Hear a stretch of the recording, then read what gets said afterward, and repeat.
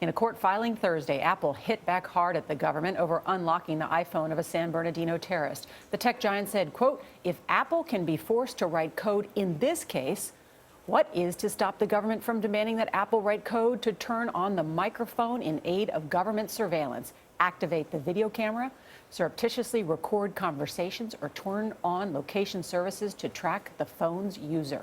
Nothing.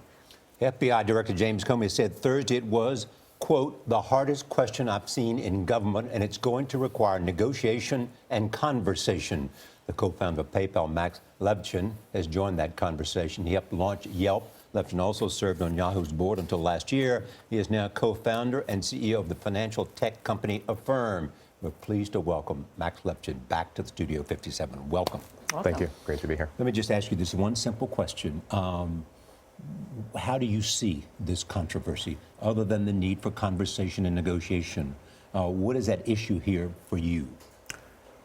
So it's a simple question and a tough answer, but I fundamentally changed my views over the last several days listening to the debate, going from help the FBI, terrorist, clear-cut black and white case, all the way to my view today, which I think is the right one, fundamentally supporting Tim Cook in what he's trying to do.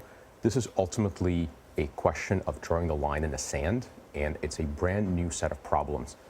FBI or law enforcement asking a company to write code to surveil its customers is unprecedented, and what Tim Cook is trying to do is bring it into the public debate, all the way to Congress, all the way to Supreme Court, and have a clear set of laws created, because there isn't anything on the books today. And so I think that's profoundly important. But you've heard the case that the FBI Director James Comey has made. He made it again on Capitol Hill yesterday. He said the code the judge has directed Apple to write works on only this phone. So the idea of this getting out into the wild and working on my phone or your phone, at least the experts tell me, is not the real thing. Is that argument specious? I'm sure it's possible to build code that only runs on this particular iPhone, but then by extension, it's true that they can write code that works on any other iPhone, yours, for example, or your laptop, or my laptop. And so if ultimately there's a law that says that's okay, what Tim Cook is trying to do is say, hey, we all need to hear it. It cannot be done in the shadows. It can be clearly stated to the American people that we're all fine with this. So, Max, you work in this industry. What do you think's changed? Because as I look at this debate, Apple has been cooperating with law enforcement as well as U.S. intelligence agencies for years. Last year alone, they handed over information in more than 3,000 cases. Why all of a sudden has Apple decided to draw a line in the sand on this case? I can't speak for Apple, obviously. I suspect, and just like I said, it's a really complex issue, and all of us, certainly I am as a parent, as a husband, the initial reaction is, let's help the law enforcement. It's very clear that Apple has been and wants to continue to do so. But it must have felt that the slope has gotten very slippery, where you started by handing over data that you had access to as court order would compel you to. You're now being asked to do a lot more, build new software. Why not expect Apple to have software in your phone that just surreptitiously records everything you say? And that is something that they clearly could not deal with without having it completely heard out publicly. But why is it that the government needs Apple's help? I think people would think naturally, why not just recruit people on your own from Silicon Valley? Then you have your own capability of hacking into a phone. So it turns out that this particular one issue, technologically, without Apple's help, is effectively impossible. The security within the iPhone today is strong enough where the company itself has means to unlock it if they are compelled to do so. But the best hacker in the world, without Apple's help, could not. But how do you square this? I mean, as you know, it's obvious and easy to ask this.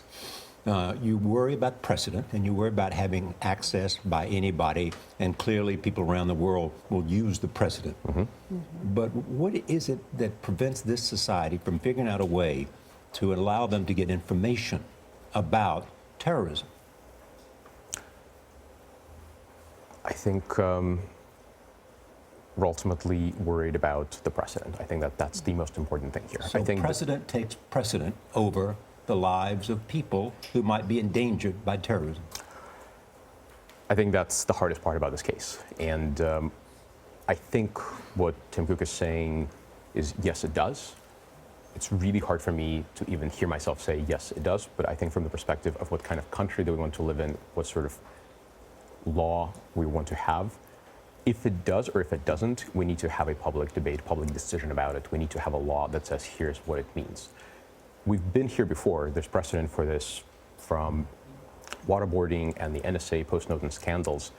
We have put aside the conversation of what's important to us as a society, as a country, in favor of solving the problem that's immediately in front of us.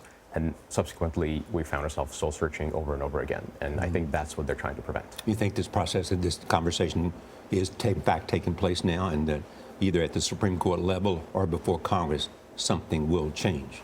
Absolutely. I think it winds up there. Max Levchin, great to have you here. Great discussion. Thank you.